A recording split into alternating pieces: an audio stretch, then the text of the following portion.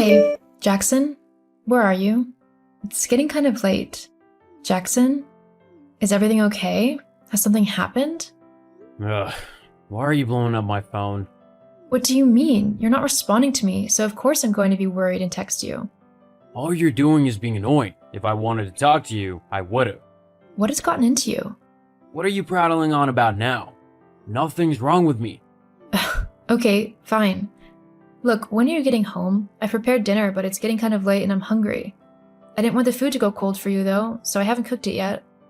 I get back when I get back. What kind of answer is that? The only one that you're getting. You know what? Fine. I don't know what's gotten you into such a mood, but I've had enough of it. I'm putting the dinner in, and if it's cold by the time you get back, then that's your problem. You can put it in the microwave or something. Wow, what a caring wife you are. Hey, I've tried to ask you when you'll be back and been nothing but nice, but you've been a complete jerk, so I've given up. If you want to apologize, then we can start this evening over. Why would I apologize to you? You should be the one saying sorry to me. I'm your husband, and you should be doing whatever I say. That's what a good wife would do. Excuse you? You heard me. This isn't the first time you've acted out like this. I mean, this is the first time in ages that you even bother to cook. A good wife would do that daily, and would have it ready for when her husband got home, no matter what time it was. I can't believe what you're saying right now. Are you actually telling me that I should be nothing but a good little housewife who does whatever her husband demands of her? Well, yeah, that's what marriage is. No, it really isn't. Of course it is. You made a vow that when we got married that you would honor and serve me like a good and obedient wife should. At no point in our marriage vows did I say anything like that at all. In fact, our vows promised that we would treat each other with respect and equality, that we would share our burdens and help each other in whatever we do in life. But I can honestly say that you've done none of that. Yes, I have. I make the money that you used to go and selfishly spoil yourself with. So you better be grateful, as I could just as easily take that money away. Then what would you do, huh? The least you could do is your wifely duties of housework and making sure everything is perfect for when I get back after a long, hard day at work. Ha, that's funny. You working hard?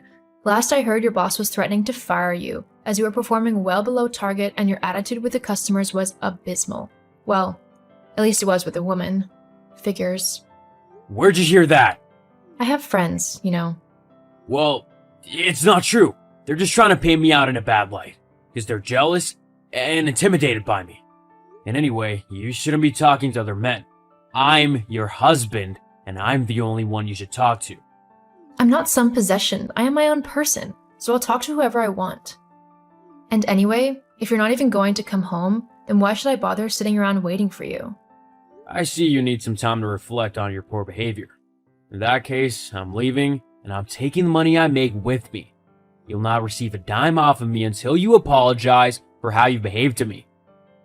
Oh no, what am I ever going to do without your constant moaning and sexist remarks? Just you wait. You will soon realize how much you need me and my money, and you will come crawling back to me. You just better hope I'm in the mood to forgive you. Ha, it's funny. The remarks you've made today have had me laughing more than I ever have since I met you. If anyone is going to be begging the other one, it's going to be you. And I know for certain I'm not going to be taking you back. We'll see. Have fun trying to survive when you can't pay the bills. Whatever. Hey Vaughn, are you there? Hey Thomas, what's up? I heard about you and Jackson. Are you doing okay?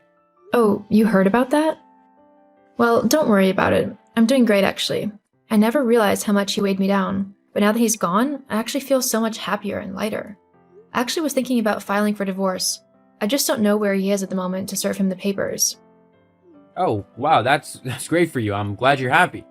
As for where Jackson is, he's actually crashing at his mom's place. When he left you, he came and told me about it. To be honest though, I'm glad you've realized what kind of guy he is. I mean, he wasn't so bad when we were kids, but he's definitely gotten way worse over the years. Tell me about it. Yeah, I've been trying to distance myself from him actually. I don't really want to have someone like him in my life anymore. I mean, who would want to be friends with someone so horrible? I know how you feel. I bet he's causing his mom grief as well, being at hers. Definitely. They were screaming at each other before the first day was over. I feel bad for her. He just does whatever he wants without regard to anyone else. Not to mention the fact that he's broke and owes loads of people money, including me. Yeah, I've loaned him quite a bit over the years to try and help him pay the bills. I hate to break it to you, Tom, but Jackson doesn't pay the bills. I do. What? Yeah, I pay the mortgage and all the other bills as well. Jackson doesn't really contribute much to the house. He spends all of his money on drinking and gambling. What the? He said he needed it to support you because you were paid very little at your job. I didn't want you to suffer, so I helped out. That's very sweet of you, Tom, and I'm sorry that he lied to you about it. I actually earn a lot more than Jackson, so I was never in trouble. Well, I'll be demanding my money back from him ASAP. Don't be afraid to get the courts involved either. I'm sure they could help you. But I think we should get our own back as well. For all the horrible things he said and done to us. What did you have in mind? Well...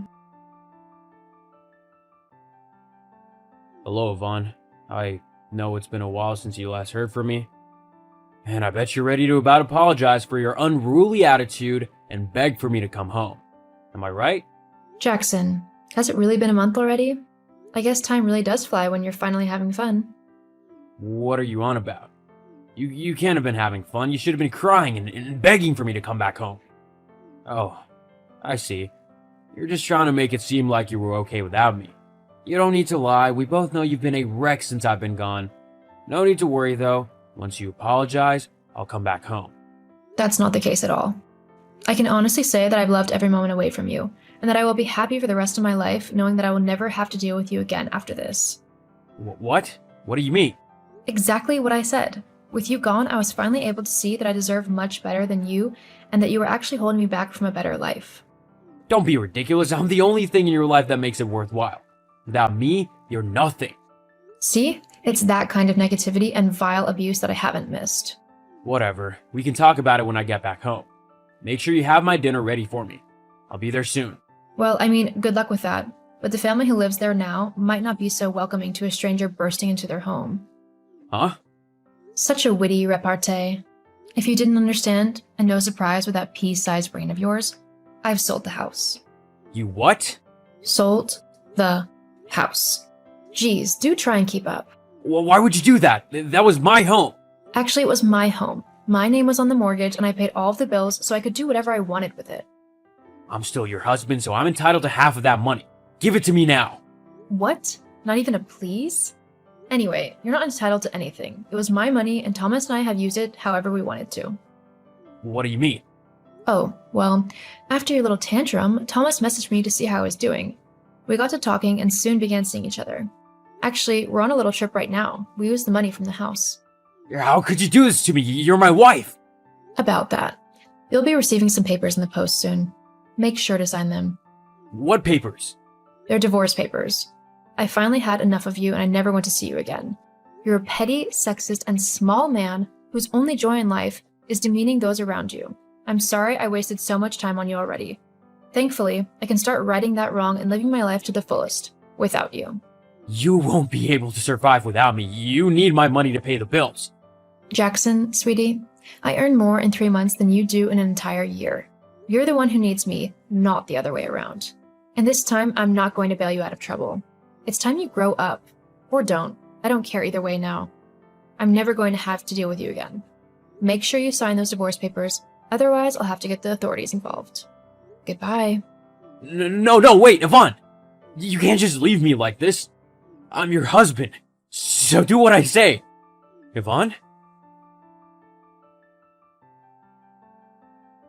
Once the divorce papers arrived at Jackson's mom's house, he was reluctant to sign them at first. But after threatening to get the police involved for all of his fraud and taking people's money under false pretenses, Jackson quickly relented and signed them.